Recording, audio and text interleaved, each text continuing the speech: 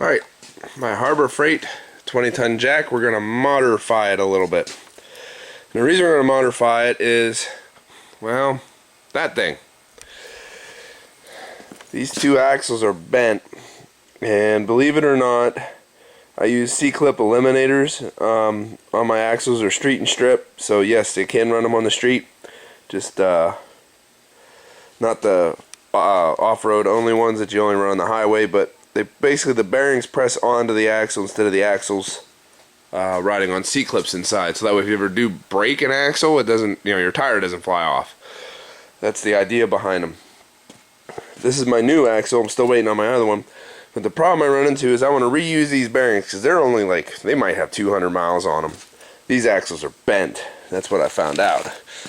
And the problem is, right there. It doesn't fit. So I went to my local steel yard and I managed to find, well, first off, these plates. They're about an inch thick. There's two of them stacked here if you can't tell, and they're about 12 inches wide. My idea is I'm going to take them and I'm going to cut like a semicircle out of them, and then these can sit on top, because if I widen this out it'll be too wide for these, and these are actually ridiculously expensive. I bought these by the pound. I think I paid 27 cents or 25 cents a pound roughly. Let's say 30, and there's maybe 10 pounds of steel there, so that was like $3.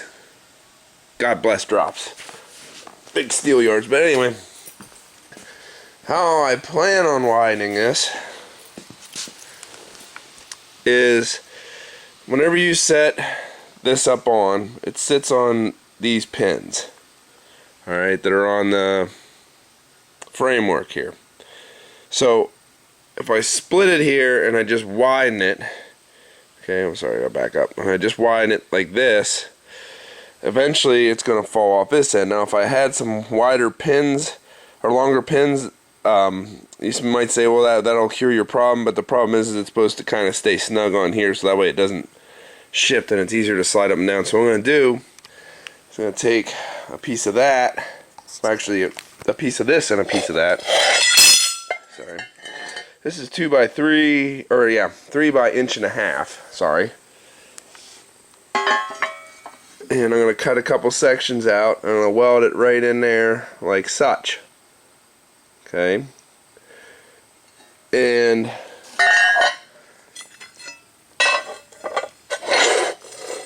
I'll lay this in the back, and that'll add another 1/2 inch per side, so that'll bring me up to 2 inches flush here. And the idea is about a 4-inch gap. Once I get those cut, maybe welded, I'll split it right here and weld in that piece of angle. Now the goal is to widen this out by 4 inches, so almost double it. So I'll put it at 8 inches, and then have it set back down on here and weld her up, so that way, now I know those axles right there, they're I think 6 inches wide, so you're like, well, just do it for 1 inch per side, or just leave the 1.5 inches. Why do you gotta add that 1/2 inch? And the basic reason behind that is the fact that those may not be the last axles I ever do. Doing some research, I think a 14-bolt GM is like 7 inches wide, or 7.5 inches wide. So that's why I'm going to 8 inches, so I can fit most every flange down in. I'm going to research that a little bit and get back to you while I game plan this up a little bit. I probably won't get this done tonight. Me and the little guy got a Cub Scout meeting going, but I'll be doing a continuation shortly. But we'll definitely start it tonight. We'll get some stuff chopped up. Alright, I'm out. Peace. Alright, stupid lawnmower battery died, so I can't engage the motor deck. I got most of the yard cut, got a little bit left to go, but what that does is it presents me with an opportunity of time, of which I am eternally grateful. So here's what I come up with. I'm going to cut these angles out, weld on my spacers after I chop them up, and then cut this piece of angle to fit it back in this piece of angle's place, and then weld her up after I tack it on there. And then I'll add the handles later. I add some grab handles for the outside. How would I get through? Go around. That's with those. Just leave your bike right there. I'll get it in here in a bit. Okay. Where are you going? Why aren't you taking your bike? They're going up to their house. Oh, they gotta go? Your friends? And also, I blew off my chain.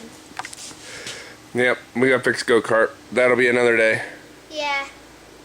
I'm not that happy because they thought that they'll be able to come up, and then they're like, just put on the chain and then come up here, and like, I can't do that yet because we didn't do it yet, and the chain won't spin without it. The chain can't spin without that piece because the chain's supposed to make it spin, and then the wheel's supposed to spin by that chain. But if there is no chain, they'll just stay and paused. It won't move one bit of it. I had an idea, George. Yeah? What if we made your go-kart faster at the same time? Yeah, I like that. You like faster? Fast, it makes the print. Yeah, I like faster. Because it's not that fast. It just goes a little fast. Alright, back to this project. Get to chopping and welding. So it's about a week later. I ran into the same problem I'm hoping, well, I bet most of you did. Mandatory vacation time and Cub Scouts kind of got in the way. Plus I had another project to do on my grill, which there's a whole nother video on if you care to watch it. But here's the basics. I got both sides clamped on.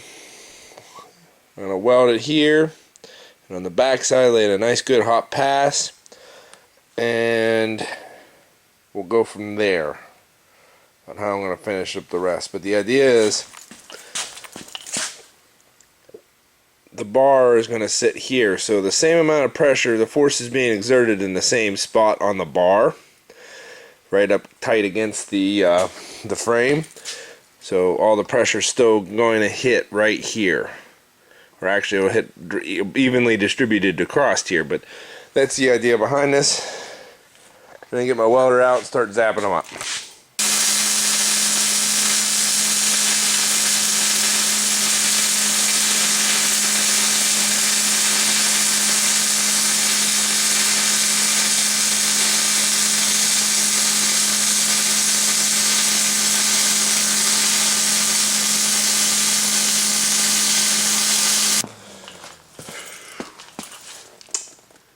Not too bad. It doesn't really lay in as well as I'd like it to on these outside joints. Oh, excuse me. Sorry, sitting down. Doesn't really lay in as well as I'd like it to, but I mean, I definitely penetrated. I mean, you can see the heat affected zone is pretty substantial. But the inside joints, whoo, boy, I couldn't have done those prettier if I tried. Turn over. Yeah, them inside joints I'm real proud of. Oops, focus. There we go. Now, I'm going to take a break here, and I'm going to do some contemplating. Don't burn my fingers. Because I still think I want to add the spacer. And bring it out a full 7 inches, I think it was, between the rails. Again, this will sit down on the bar, flush here. So, I mean, I'm not worried about where the stress is going to be, and I can definitely weld that thing solid.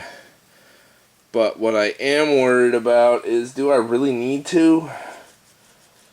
Because, like I said, that'll leave me an inch on each side on that whatchahiggy. Which I plan on using these plates on top of that whatchahiggy after I notch it. Those thick, what are they, like an inch? Inch plates, inch and a half? I forget. But, I mean, I'm going to do some contemplating.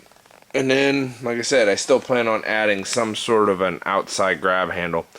I am planning on using this angle to go back in place of the angle I cut out.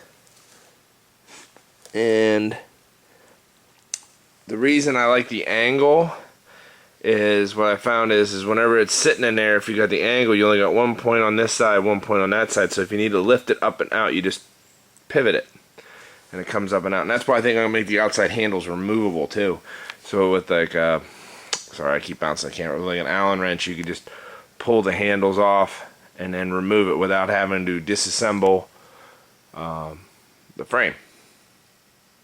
Know what I mean? Just my thought. I will continue pondering this as I move forward in the adventures of how to get the cheapy tool to work like I want to. More on that later.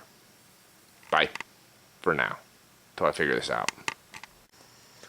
So after some careful deliberation and some thinking, I'm going to go ahead and, oh, sorry, I keep moving the camera around. I'm going to go ahead and add in the 1/2 inch to both of these, 1 inch overall. And the major reason is I do have, I obviously have the room. I was afraid somehow in my mind, I got in my head that this would be too close to the edge, but after I realized that they're 12 inches and this is gonna be an 8-inch gap, it still leaves me 2 inches per side, which is roughly the width of this here. So we're gonna continue as planned. I'm gonna lay these out. I'm gonna weld in a 1/2 inch and a 1/2 inch on the back side of both of these, so it spaces them out a little further. But my design seems to be working. And for those of you that didn't understand, like I said, all the pressure is going to get transferred straight down here, straight into this bar at the same point as it used to before the spacer was in. That's the idea behind it, so I don't have to change these. But if I do end up bending them, it's not the end of the world. They're just bar stock.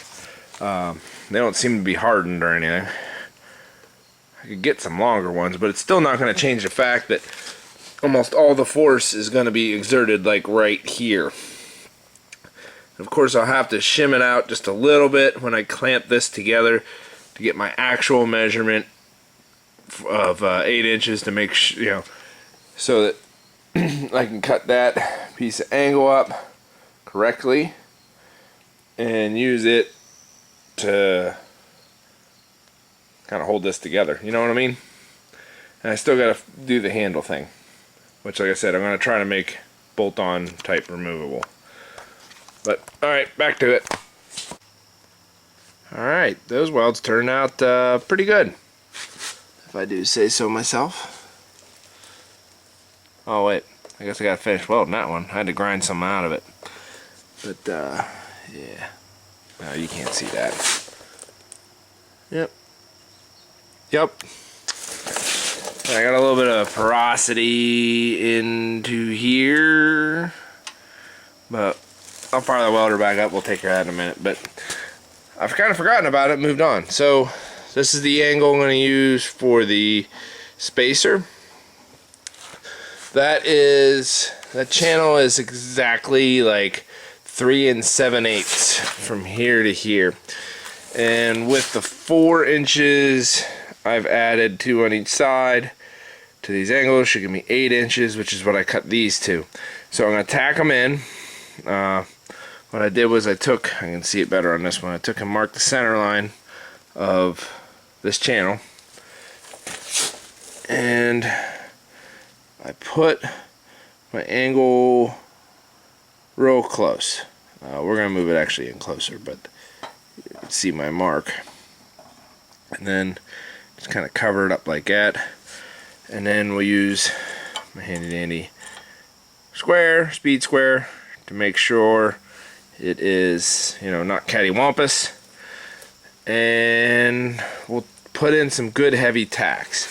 Then I'm going to set it back on here, clamp it, and then tack this piece to that piece that is tacked to that piece. We got it? Alright.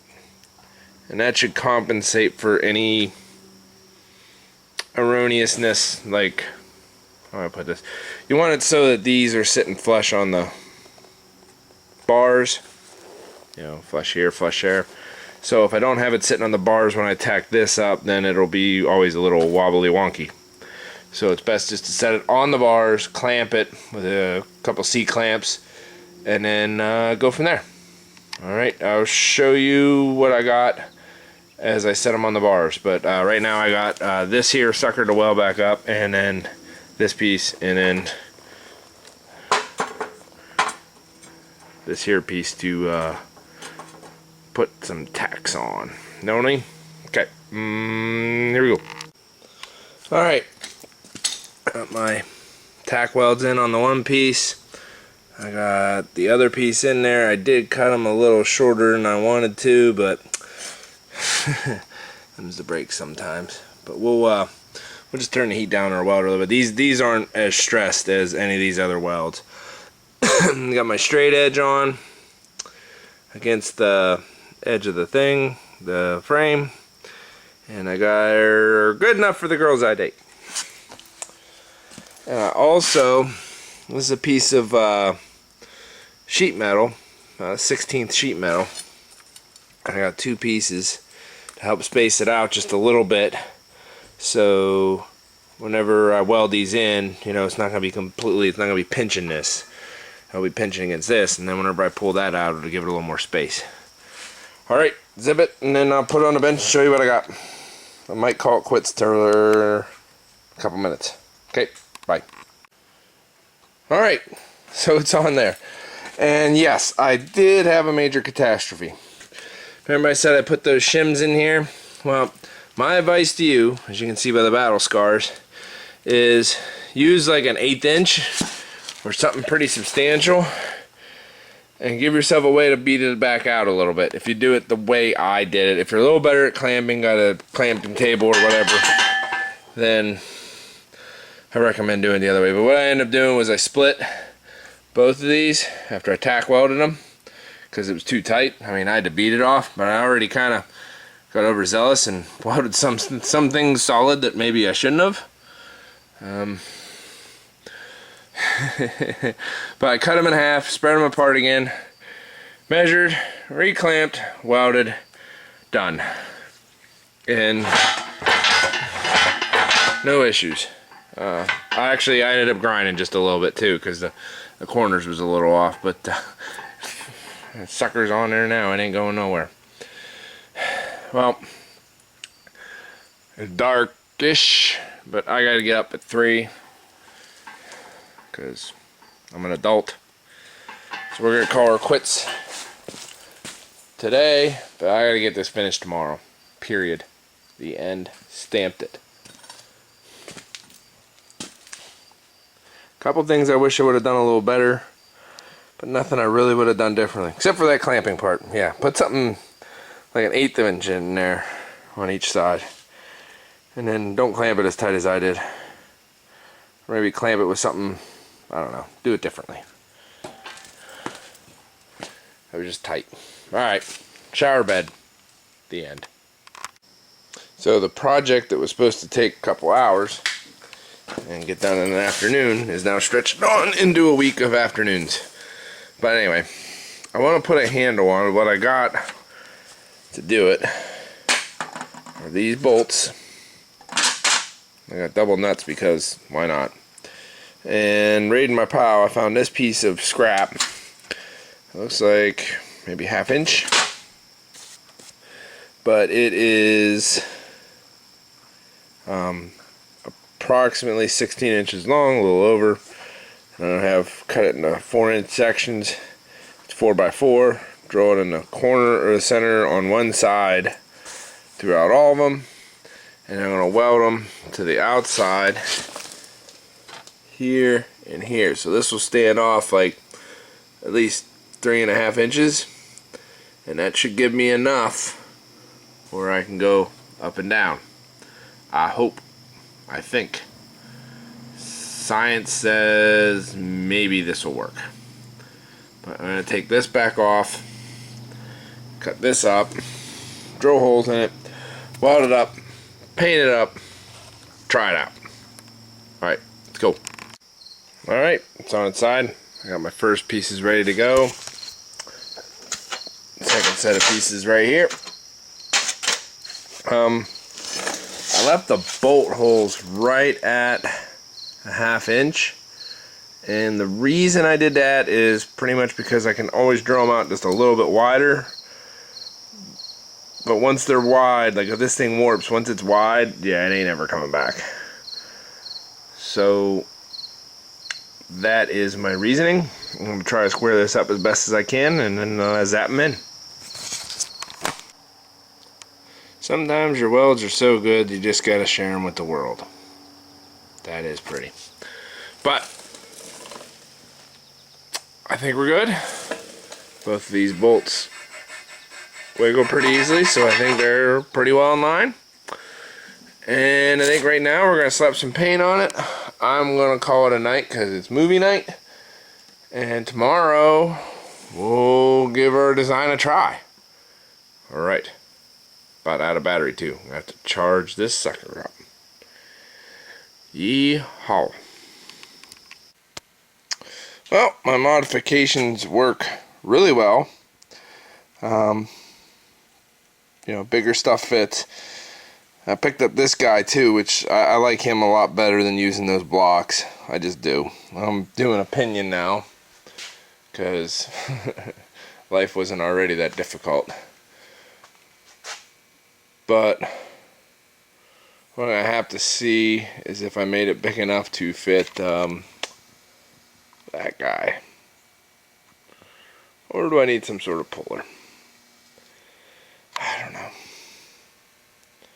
Pain in the nuts. Anyway.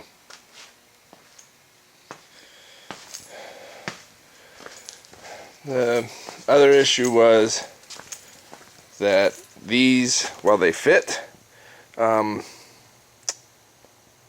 I don't know that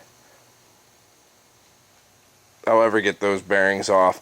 I think the only way those bearings are going to come off is if I cut the flange off and press it. But I will say that this here has definitely worked. Alright, now I'll have to see what I can come up with to do that. Think on it. Gonna have to do some. Alright, I'll talk to you guys later. Out.